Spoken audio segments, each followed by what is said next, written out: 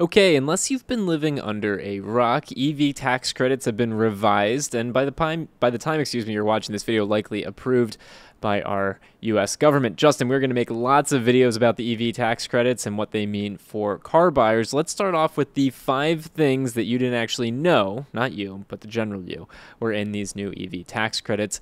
Let's kick it off with number 1. There's now a used EV tax credit. We've been asking for this for about a decade. That's one way to make EVs more affordable to the general public, right? Is to bring a used EV tax credit. But here's the catch. The car has to cost under $25,000 and it must be purchased at a dealership. That last one's a bit of a weird requirement, don't you think, Zach? It must be purchased at a dealership.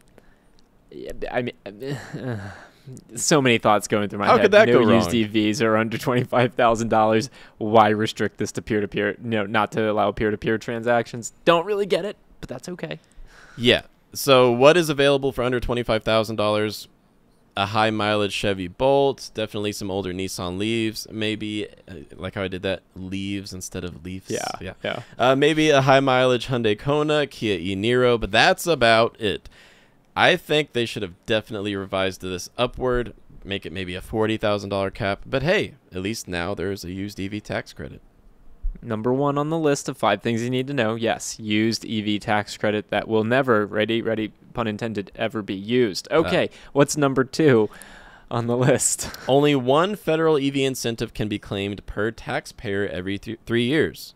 So that means if you file jointly as like maybe a family, you're only going to be able to claim one EV tax credit every 3 years. So that could kind of slow down the rate of electrification in your household if you're really eager to go electric. That's super interesting. Have any of the prior EV tax credits, the ones that were put into place back in 2008, did they include that type? And if you don't know off the top of your head, I'm sorry for putting you in that position, but that's super interesting. No, they did not. So that's one of the many new provisions of this new tax credit. Number 3. It's not about battery capacity anymore. That's how the original tax credit from 2008 revised in 2009. That's how it was built. It was based on battery capacity, and that's why plug-in hybrids could get the tax credit. Now it's all about battery manufacturing. Specifically, where do the minerals that are used in the battery manufacturing come from, and where is the battery component final assembly taking place?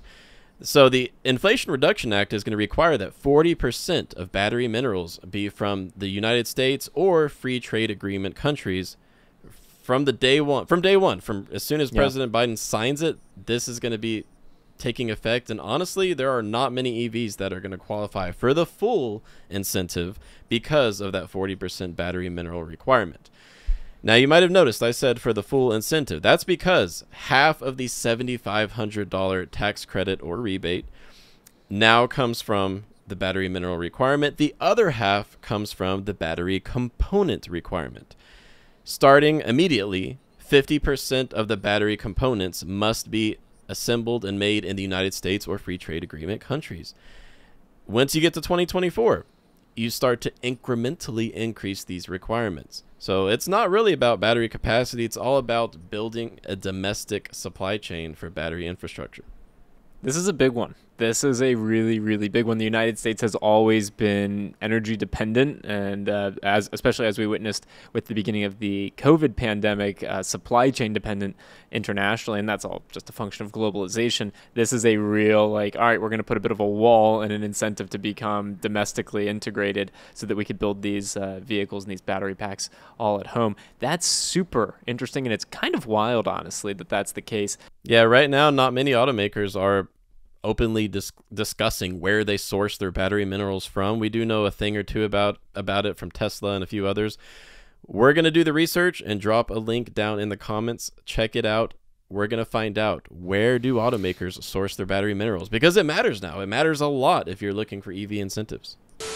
Wondering what your car's worth? Get a free valuation at YAA. It's just a click away.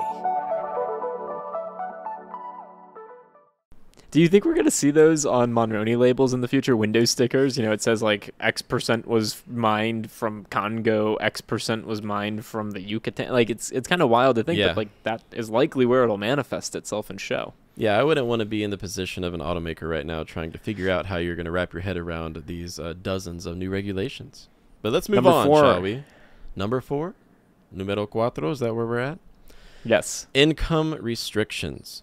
They're a little bit lower than most thought they would end up being. So for a new electric vehicle, if you want to take advantage of the revised tax credit and or rebate, individual filers have to have an adjusted gross income of $150,000 or less. Head of household, it's $225,000, and filing jointly, it's $300,000 for adjusted gross income. If you're wanting to take advantage of that measly $4,000 used EV incentive, the restrictions are lower, or the income restrictions are lower. So $75,000 for an individual, $112,000 for head of household, and $150,000 a year for joint filers. What is the last thing in our top 5 list of things you need to know about the new EV tax incentives? So everything we just talked about, new and used EV incentives, it's all based on MSRP. Now, Zach, thinking about what we talk about and what we focus on here at YAA, why might that be a huge issue? Dealer markups, and also for the used ones, that has to be against transaction price, right? Or is it still against? Anyway, Everything says MSRP. I read the text twice this today. makes no sense. I feel like Yeah, they should have had markups. a few more consultants from the automotive advocacy industry, you know, like what we do here at YAA. They should have consulted us first, because we know, Zach, that dealers are going to be taking advantage of this, and they are likely to jack up prices and then use the federal EV incentives as kind of something that they can hang on the sticker, put a sticker on the window of the car and be like, this car qualifies for the federal EV incentive, even though they've just marked it up by $10,000. Crazy. I hope it doesn't happen, Really is though. crazy. Yeah, but likely it will, unfortunately.